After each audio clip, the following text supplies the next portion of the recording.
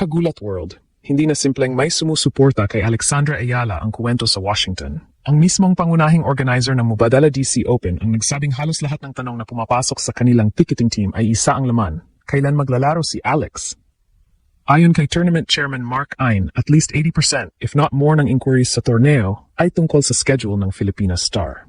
At nilinaw pa niya, posibleng mas mataas pa talaga iyon. Halos lahat. At hindi raw ito exaggeration. Sa isang event na may malalaking pangalan tulad ni Naomi Osaka, Jessica Pegula, Madison Keys at Elina Svitolina, napakalaking statement niyan.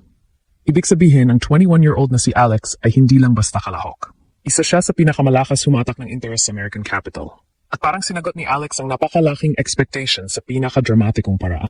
Matapos talunin si Olympic gold medalist Zheng Qinwen sa first round, pinabagsak naman niya ang defending champion na si Leylah Fernandez, 6-2, 7-6, kahit naiwan siya ng 1-5 sa second set. Hindi lang bandera ng Pilipinas ang umalingaw-ngaw sa stadium.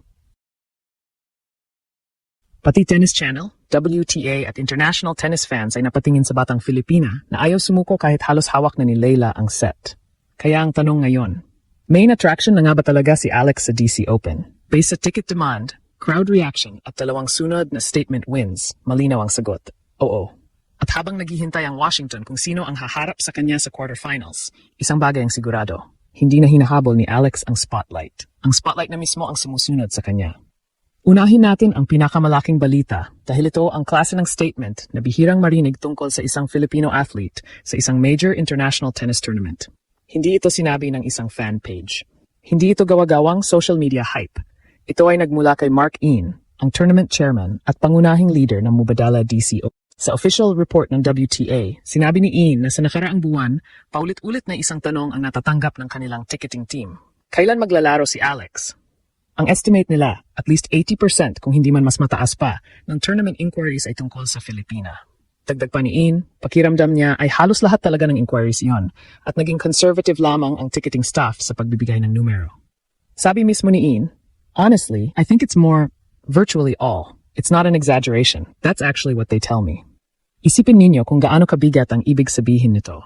Ang DC Open ay isang WTA 500 tournament sa Washington, D.C. Hindi ito maliit na exhibition o invitational event. May 500 ranking points para sa champion, international broadcast audience, at isang field na puno ng established stars. Kasama sa women's draw sina Naomi Osaka, Jessica Pegula, Madison Keys, Elina Svitolina, Diana Schneider, at defending champion Leylah Fernandez. Pero sa gitna ng lahat ng sikat na pangalang iyon, ang tanong ng napakaraming ticket buyers ay tungkol kay Alex. Ito ang dahilan kung bakit tama ang salitang main attraction, pero kailangan nating ipaliwanag ng maayos. Hindi ibig sabihin na si Alex lamang ang star ng buong tournament.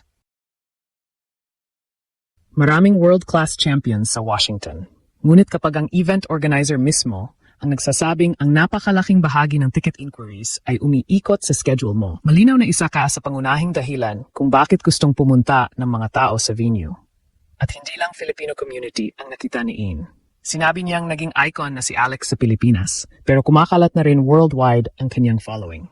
Noong early spring pa lamang, nakita na raw ng tournament team ang phenomenon at sinikap nilang dalhin si Alex sa Washington. Para kay Ain, isa sa pinakamagandang nangyari sa tournament ngayong taon ang presensya ng Filipina. Napakahalaga ng detail na iyan. Ipinapakita nitong hindi aksidente ang pagkuha kay Alex. Hindi lamang siya nadagdag sa entry list dahil available ang slot.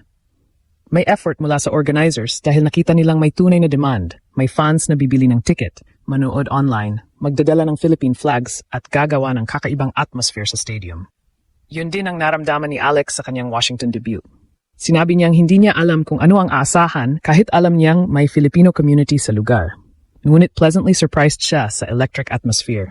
Sa kanyang laban kontra Zheng Qinwen, kitang-kita ang mga bandila at pro-Ayala support sa crowd. Pagkatapos ng laban, nanatili pa rin ang maraming Pinoy habang ginagawa niya ang outdoor interview sa Tennis Channel. At dito naging mas mapangyarihan ang kuwento. Habang kinukuwento ng interviewer kay Alex ang 80% ticket inquiry statement ng tournament leadership, nasa likod niya ang ebidensya. Mga kababayang naghihintay, sumisigaw at nangangakong babalik sa susunod niyang laban. Hindi na ito simpleng popularity na nakikita lamang sa likes at followers.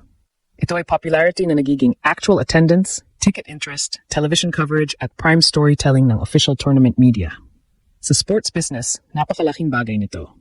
Ang atleta na nakakakuha ng atensyon ay mas madaling ilagay sa featured courts, promotional materials, interviews at international broadcasts.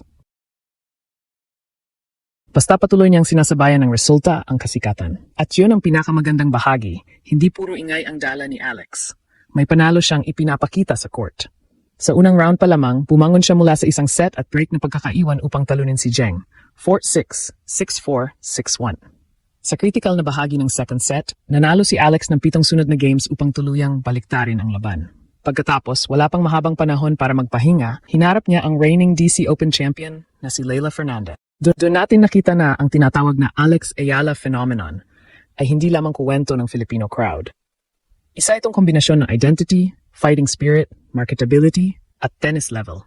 At kapag pinagsama ang apat na iyon, talagang nagiging main attraction ang isang atleta, hindi dahil ipinilit ng media, kundi dahil kusang hinahanap siya ng mga tao. At kung kailangan pa ng patunay na kayang buhatin ni Alex ang spotlight, ibinigay niya iyon laban kay Leylah Fernandez. Sa opening set, kontrolado ni Alex ang tempo. Mabilis siyang nakakuha ng advantage, mahusay ang placement ng kanyang serve, at agresibo siyang sumalubong sa second serve ni Leylah. Ang resulta, 6-2 para sa Filipina. Hindi yon ordinaryong first set dahil ang nasa kabilang panig ay ang defending champion at dating US Open finalist. Isang left-hander na sanay sa mabilisang exchanges, counter-punching at emotionally charged matches. Pero sa second set, nagbago ang ihip ng laban.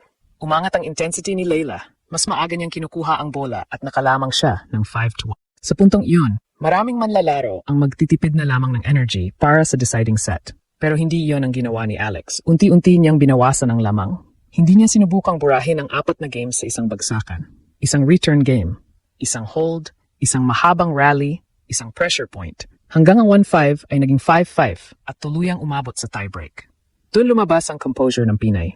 Sa halip na manginig matapos ang napakahabang habulan, lalo siyang naging malinaw sa kanyang choices. Nilampaso niya si Leylah sa tiebreak, 7-1. Para tapusin ang laban sa straight set, 6-2, 7-6, sa loob ng 1 oras at 53 minuto. Kapansin-pansin ang match statistics. Kahit walang ace si Alex kumpara sa 4 ni Fernandez, mas mahusay ang kabuuang efficiency niya. Nanalo siya ng 67.5% ng kanyang first serve points at 61.5% ng second serve points. Nakapag-convert siya ng 4 sa 9 na break opportunities at kumuha ng 79 sa kabuuang 140 point. Ibig sabihin, hindi lamang emosyon ang comeback. May tactical execution at pressure management sa likod nito. Malaking factor ang return game ni Alex. Kapag second serve ni Leylah, agad niyang inilalagay ang Canadian sa alanganing posisyon. Sa buong match, nakuha ni Alex ang 63.3% ng points sa second serve ng kalaban. Kaya kahit nagkaroon ng momentum si Leylah, hindi siya naging komportable sa service games niya. Sa social media, mabilis kumalat ang comeback. Tinawag itong grit, no quit, habang binigyang diin ng official tennis accounts ang pagbabalik ni Alex mula 1-5